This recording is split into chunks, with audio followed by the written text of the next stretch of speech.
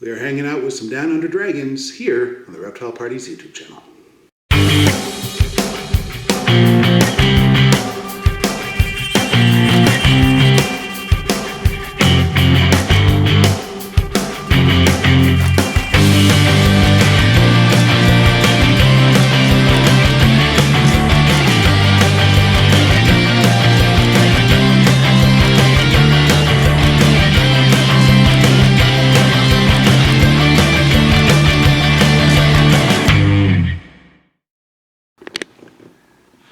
Hello again, everybody.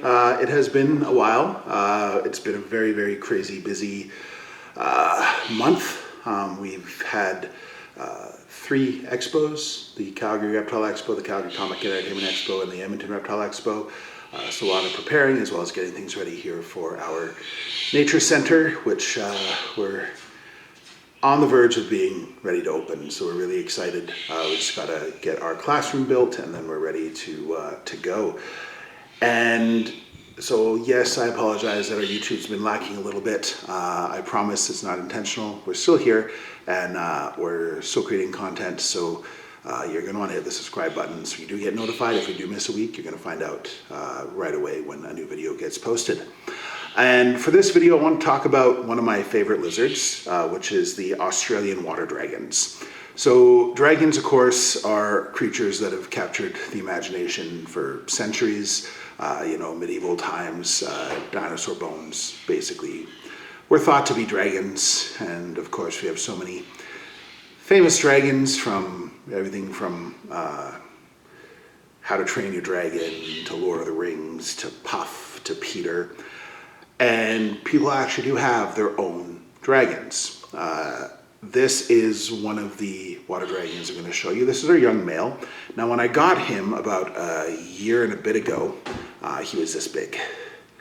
So he's grown a lot, and just is a pretty cool little dude. He gets a little squirmy when you first take him out, but I want to start with him because I want to show kind of what can eventually be a male water dragon, and you're going to see that towards the end of the video. But this little guy here, super cute. It's been really awesome kind of watching him grow up, and just having an animal from a baby and seeing it grow. There's something kind of special about that, especially when they're this tame. So we're going to put him away, and we're going to grab ourselves some ladies. So I have our 2 girls here. So I've had this girl for about 3 years. Again, she kind of came as a younger one. I had a pair, but unfortunately the male passed away. Originally the plan was for us to raise up the little guy that I showed us in the first part of the video to be a mate with her. She has actually started laying infertile eggs in the last year. And then I got an offer from my friend Tyrone for a proven pair of water dragons. So that's how I got this girl here. Now, the thing about Australian water dragons is they are not very common. The Chinese water dragons are. And unfortunately, the Chinese water dragons are also often wild caught and quite cheap. And people don't understand what you're getting into when you get them. These guys we are building them a very large habitat, almost like 8 feet tall and about 6 feet long. So lots of space, lots of branches, a water area, because they're called water dragons, like to swim. And that is going to be for our trio. Unfortunately, the male won't be able to go in there with them. He'll have to have his own separate home. But over the years, we may switch out, or if we get babies and we get females, raise up a female to breed with him that's unrelated. But even though we don't focus a lot on breeding, this is a species that I do want to work with because they are so uncommon. Australia doesn't allow the export of their animals. So any Australian species that you're going to see available as a pet has to be captive bred. It is captive bred. And some of them, like bearded dragons, just for whatever reason, really took off, I think, because they're a bit easier to care for. But the Australian water dragons, not nearly as common as the beardies, not as common even as the frillies, the frill dragons, and definitely, significantly more common than the Komodo dragons, because you shouldn't have those. So they're a bit of a different size, and you can see even facially they're a little bit different. The animals don't all look alike, and people will say that like they all have, they all look the same, but like her head is actually a bit kind of shorter than the other girls. Like even just as she gets bigger, it's not going to have she's not going to have as long of a head, even if her head gets bigger. But these guys are known throughout Western Australia, up into Queensland. They have adapted very well to being around people. They're found in parks all over the place.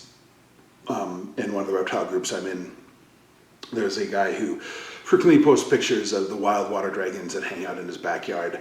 There were 3, but unfortunately one of them got grabbed by a kookaburra. So now there's 2, but he refers to them as being quite sassy and evil, which is quite entertaining. And honestly, these guys are very good at giving you a lot of side eye or a certain look, which they're like, really? She's kind of doing it to me right now. This one is staring back at me. So, there's not a huge size difference. They're probably around the same age. So when I present these guys at events or birthday parties, I often sort of comment on how this is the most dragon-like of the dragon lizards. If you made this thing about 1,000 times bigger and slapped wings on it, it would look like a mythical dragon. I also get asked all the time, with both these guys and the bearded dragons, does it breathe fire? No, it does not. And it's funny, instead of just going like, no, they don't, I like to encourage kids to think. So one of the things I'll say is, people keep these in their house. If you had a pet that blew fire, do you think insurance is going to cover you? Do you think that's a good thing to have in your house? No. So that's a good way to kind of let them think about things like that. So these are the females, and we saw the little male. So let's meet our big male now. So the term for being able to tell the difference in gender for animals, a lot of them you can't necessarily, is sexual dimorphism. So things like a bull having horns or a lion having a mane. And you can definitely see the difference in size and head structure and coloring between our female and our big male here. So the females get up to about 2 feet. The males can be over 3 feet. They're a lot more heavily bodied, and they have red coloring underneath. They have the bolder stripes on the side of their head. So you can definitely tell a boy versus a girl when it comes to the Australian water dragon. Now, the water part comes from the fact that they're excellent swimmers. So these long, powerful tails have 2 jobs. It helps them balance when they're hanging out in trees, but it also helps them swim.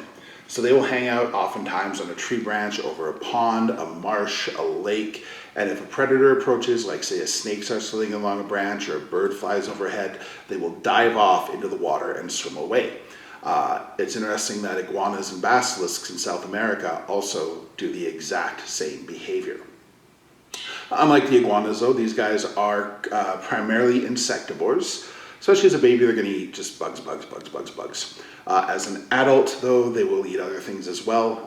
The babies basically stay away from the adults. Mom will lay her eggs in the spring in Australia, which is typically October, bury them. She leaves, and the babies will hatch within a couple of months. And they typically try and avoid the adults because a big adult male would absolutely eat a baby. They'll eat small geckos, they'll eat mice, rodents, small snakes, but primarily they're going to be eating insects. Another interesting thing about the Australian water dragon, the temperature of the incubation actually determines the gender of the babies. This is something we know happens in a lot of turtle species. It happens in geckos. It doesn't happen in a lot of the larger lizards, but with the water dragons, it absolutely does. So when these guys breed, we might even sort of split up the eggs into 2 different incubators and breed some at a temperature to try and get boys and some to get girls. But I am excited about that project. Again, I'm not someone that's necessarily looking to breed a whole bunch of different things, but getting to work with these rare and beautiful lizards is something I'm really looking forward to.